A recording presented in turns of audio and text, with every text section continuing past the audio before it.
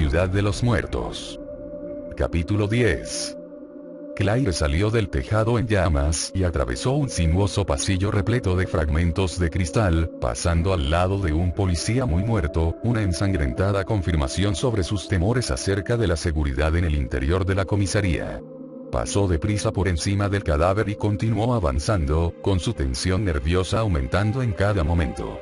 Por las destrozadas ventanas alineadas a lo largo del pasillo entraba una brisa fresca, algo que le daba vida a la oscuridad. Vio unas cuantas plumas negras pegadas a las manchas de sangre que salpicaban el suelo, y su suave y ondulante movimiento la hizo saltar y apuntar su pistola hacia cualquier sombra a cada momento. Pasó al lado de una puerta que probablemente llevaba al exterior y a unas escaleras, pero continuó avanzando, doblando hacia la derecha y hacia lo que ella creía que era el centro del edificio. El modo en que el helicóptero había enterrado el morro en el tejado le estaba aguijoneando la imaginación y le hacía pensar en toda la comisaría envuelta en llamas. Por el aspecto de la situación, tal vez no sería una idea tan mala. Cadáveres y huellas de manos manchadas de sangre por las paredes. Claire no estaba precisamente entusiasmada con la idea de vagabundear por el edificio de la comisaría. De todas maneras, morir por un incendio tampoco era una idea muy atractiva. Necesitaba ver cuán mala era la situación antes de comenzar a buscar a León. El pasillo acababa en una puerta cuya superficie estaba fría al tacto. Cruzó mentalmente los dedos, la abrió, y retrocedió trastabillando ante la oleada de humo acre que la asaltó, con un cargado olor a metal y a madera quemada en el aire caliente. Se acuclilló ligeramente y entró, echando un vistazo al pasillo que se extendía a la derecha. El pasillo doblaba a la derecha otra vez a unos 30 metros aproximadamente, y aunque no pudo ver el fuego, la luz de las llamas se reflejaba con claridad en las paredes de paneles grises de la esquina. El chasquido de las llamas al restallar era aumentado por la estrechez del pasillo, y resonaba con la misma hambre devoradora y sin sentido de los zombies del patio. Vaya, menuda mierda. ¿Y ahora, qué? Vio otra puerta situada en diagonal al punto donde estaba acuclillada, solo a unos pasos. Claire inspiró profundamente y avanzó hacia allí, todavía agachada para permanecer por debajo de la gruesa capa de humo y con la esperanza de encontrar un extintor de incendios. Y de que el extintor de incendios fuera suficiente para apagar el incendio que había provocado el helicóptero al estrellarse. La puerta daba a una sala de espera vacía. Solo había un par de sofás de vinilo verde y un mostrador redondo, con otra puerta enfrente de la puerta por la que había entrado. La pequeña estancia parecía estar intacta, tan tranquila e inofensiva como ella se había esperado, y, a diferencia de lo que le había ocurrido a lo largo de la noche, no se topó con ningún desastre al acecho entre las sombras causadas por los tubos fluorescentes del techo, ni tampoco con el hedor putrefacto a zombies que arrastraban los pies. Ni tampoco hay un extintor de incendios. Bueno, no al menos a simple vista. Cerró la puerta que daba al humeante pasillo y se dirigió hacia el mostrador, levantando la tapa de entrada con la punta de la pistola. Vio una vieja máquina de escribir en una mesa y, a su lado, un teléfono. Claire se apresuró a levantar el auricular, luchando contra la desesperanza, pero no oyó absolutamente nada. Suspiró, lo dejó de nuevo en su sitio y se agachó para echar un vistazo debajo de la mesa. Una guía telefónica, unos cuantos montones de papeles. Y justo allí, medio escondido detrás de un bolso de mujer, encontró la familiar silueta que había esperado descubrir, cubierta por una gruesa capa de polvo.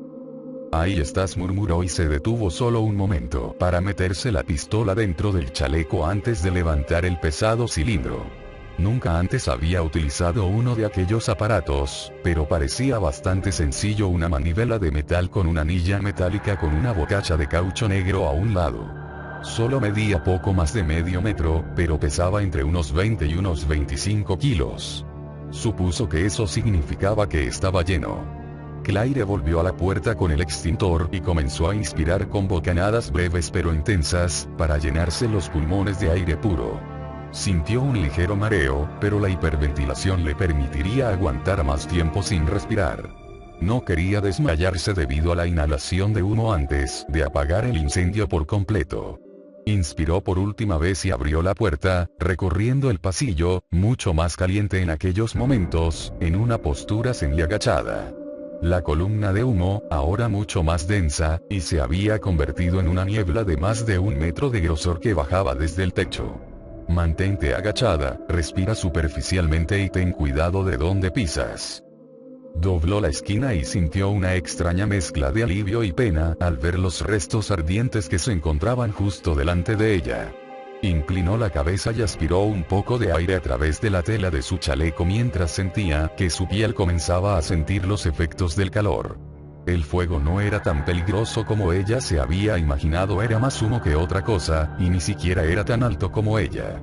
Las llamas estaban lamiendo la pared con unos dedos amarillo-anaranjados que parecían tener problemas para mantenerse, detenidos como estaban por la gruesa madera de una puerta medio derribada. Fue el morro del helicóptero lo que le llamó la atención, la ennegrecida cáscara de la cabina. Y el ennegrecido cadáver del piloto, todavía enganchado con el cinturón a su asiento, con la boca abierta en un silencioso grito. No había manera de saber si había sido un hombre o una mujer, los rasgos faciales se habían borrado por completo, derretidos como cera negra. Claire tiró de la anilla que mantenía inmóvil la manivela y apuntó con la corta manguera de bocacha negra hacia el suelo, donde las llamas bailaban con colores azules y blancos. Apretó la manivela, y una estela de espuma blanca salió silbando, esparciendo los restos con una nube polvorienta.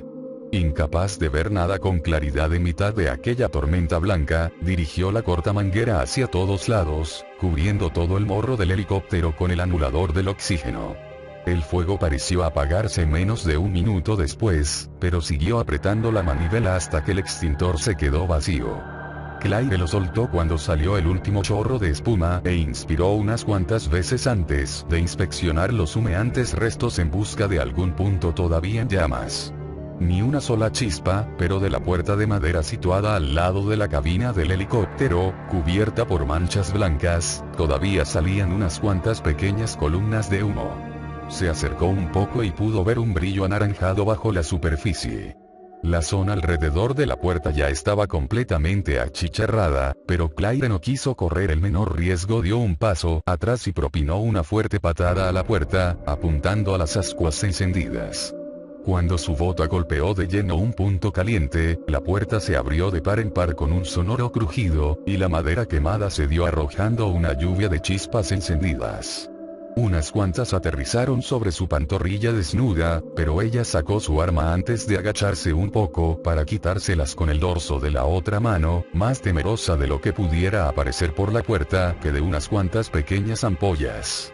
Vio un pequeño pasillo con el suelo cubierto por trozos irregulares de madera astillada y una ligera capa de humo, y una puerta al otro lado y a la izquierda.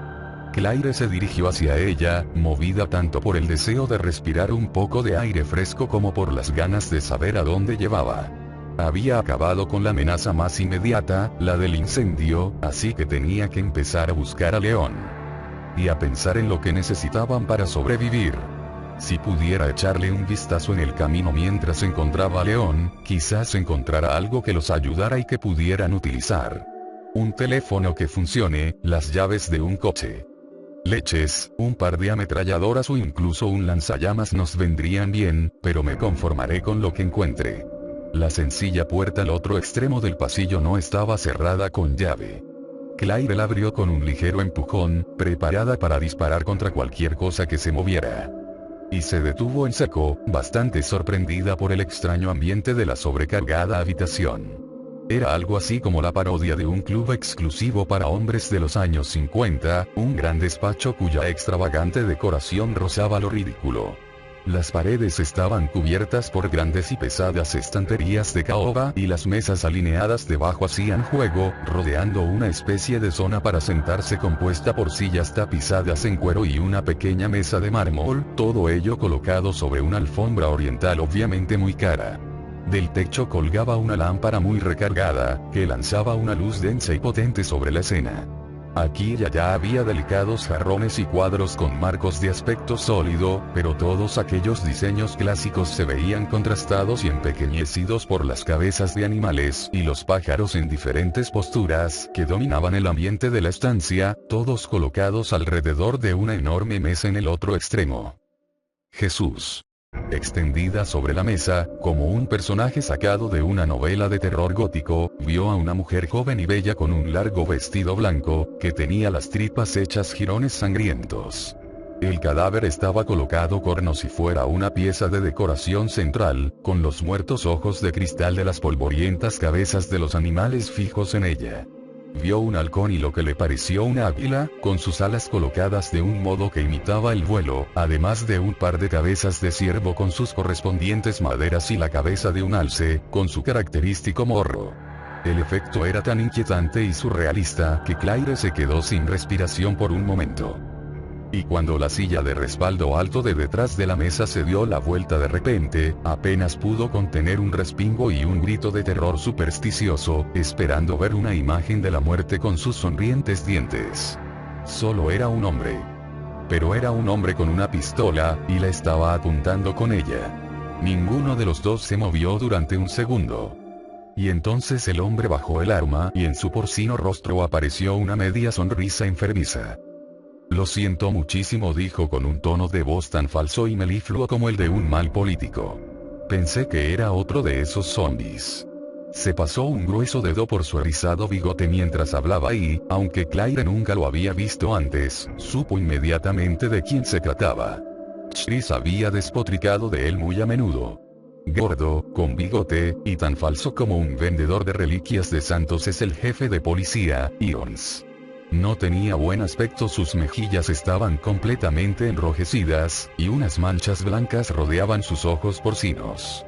La forma en que su mirada se posaba aquí y allá por toda la habitación era bastante inquietante. Parecía encontrarse bajo los efectos de una tremenda paranoia. De hecho, parecía estar desequilibrado, como si no estuviese en contacto en absoluto con la realidad. ¿Es usted el jefe de policía Irons?, le preguntó Claire. Intentó que el tono de su voz sonase lo más respetuoso posible mientras se acercaba a la mesa. Sí, soy yo, repuso con un tono suave y tranquilo. ¿Y quién es usted? Sin embargo, antes de que pudiera contestar, Irons continuó hablando, y lo que dijo a continuación, lo mismo que el tono petulante en el que lo dijo, confirmó las sospechas de Claire. No, no me lo diga. No tiene importancia. Acabará como todos los demás. Dejó el resto de la frase en el aire y se quedó mirando a la joven muerta que estaba delante de él con alguna clase de emoción que Claire no pudo precisar. Sintió lástima por él, a pesar de todo lo que Chris le había contado acerca de él, sobre su personalidad corrupta y su absoluta falta de profesionalidad. Solo Dios sabía los horrores que había presenciado o lo que había tenido que hacer para sobrevivir. Es tan extraño que tenga tantos problemas para aceptar la realidad. León y yo hemos aparecido en esta película de terror en la última parte. Irons lleva aquí desde los anuncios previos, y probablemente ha visto morir a sus amigos más cercanos. Bajó la vista hacia la joven tendida a lo largo de la mesa, y Irons habló de nuevo, con una voz que sonó al mismo tiempo triste y pomposa. Esta es la hija del alcalde. Se suponía que yo tenía que protegerla, pero he fallado de forma patética. Claire buscó algunas palabras de consuelo, deseando decirle que tenía suerte de estar vivo, que no había sido culpa de él. Pero las palabras murieron en su garganta, junto a la piedad que sentía, cuando él continuó con su lamento. Mírela. Era una auténtica belleza, con una piel prácticamente perfecta. Pero todo eso se pudrirá dentro de poco. Y, en una hora o menos, se convertirá en una de esas cosas. Lo mismo que los demás. Claire no quiso sacar conclusiones precipitadas, pero el tono insatisfecho de su voz y la hambrienta mirada llenada de deseo en sus ojos le puso la carne de gallina. El modo en que miraba a la joven muerta. Te lo estás imaginando todo. Es el jefe de policía, no un lunático perverso. Además, es la primera persona con la que te has encontrado que puede proporcionarte alguna información. No desaproveches la oportunidad. Debe de existir algún modo de impedirlo. sugirió Claire con un tono de voz amable. Sí. Con una bala en la cabeza. O decapitándola. Levantó por fin la vista del cuerpo, pero no miró a Claire. Se fijó en las criaturas disecadas y colocadas en el borde de su mesa, y su voz adquirió un tono resignado pero hasta cierto punto alegre. Y pensar que la taxidermia era mi afición favorita. Eso se acabó. Las alarmas internas de Claire saltaron en un frenético clamor. ¿La taxidermia? ¿Qué demonios tenía que ver aquello con el cuerpo humano muerto que había encima de la mesa? Irons la miró finalmente, y a Claire no le gustó ni un pelo. Su mirada oscura y lacrimosa estaba fijada en su cara, pero él no parecía verla realmente. Ella pensó por primera vez que él no le había preguntado cómo había llegado hasta allí y que no había comentado nada en absoluto sobre el humo que se había ido filtrando hasta su oficina. Y el modo en que hablaba de la hija del alcalde. No había auténtica pena en su voz por la muerte, solo autocompasión y una especie de retorcida admiración. Tío, tío y tío. No es que esté fuera de contacto con esta realidad, es que está en otro puñetero planeta. Por favor, pidió Irons en voz baja. Me gustaría estar a solas. Se hundió en la silla, cerró los ojos y dejó la cabeza apoyada en el respaldo acolchado, como si estuviera exhausto. Y así, con aquella facilidad, ella había sido despedida del lugar. Aunque tenía 1.000.000 de preguntas por hacerle, muchas de las cuales él podría responder sin duda, creyó que quizá lo mejor sería salir pitando de allí, al menos, en ese momento. Oyó un suave crujido a su espalda y a la izquierda, tan bajo que no estuvo segura de haberlo oído realmente. Claire se giró con el entrecejo fruncido y advirtió que había una segunda puerta en el despacho. No se había dado cuenta de su existencia hasta aquel momento, y el suave crujido había salido de allí. ¿Otro zombie? O quizás alguien que se está escondiendo. Miró de nuevo a Irons y comprobó que ni siquiera se había movido. Aparentemente, no había oído nada, y ella había dejado de existir para él, al menos, por el momento. Había regresado a cualquiera que fuese su mundo privado antes de que ella entrara en la estancia. Así que, regreso por donde he venido o pruebo a ver qué hay detrás de la puerta número 2. León. Necesitaba encontrar a León, y tenía la profunda impresión de que Irons estaba zumbado, sin importar si estaba realmente loco o no. No representaba una gran pérdida que no pudiera unirse a ellos.